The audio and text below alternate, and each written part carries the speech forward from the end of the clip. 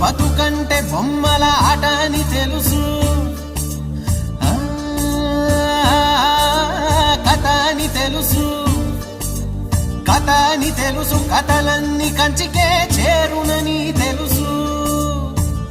తెలుసు తెర తొలుగుతుందని, తెలుసు తెల్లారుతుందని, తెలుసు ఈ కట్టె పుట్టుకుమంటదని, తెలుసు ఈ మట్టి మట్టిలో కలిసిపోతదని. ఇన్ని తెలిసి ఇరకాటంలో పడిపోతావు ఎందుకని? మాయ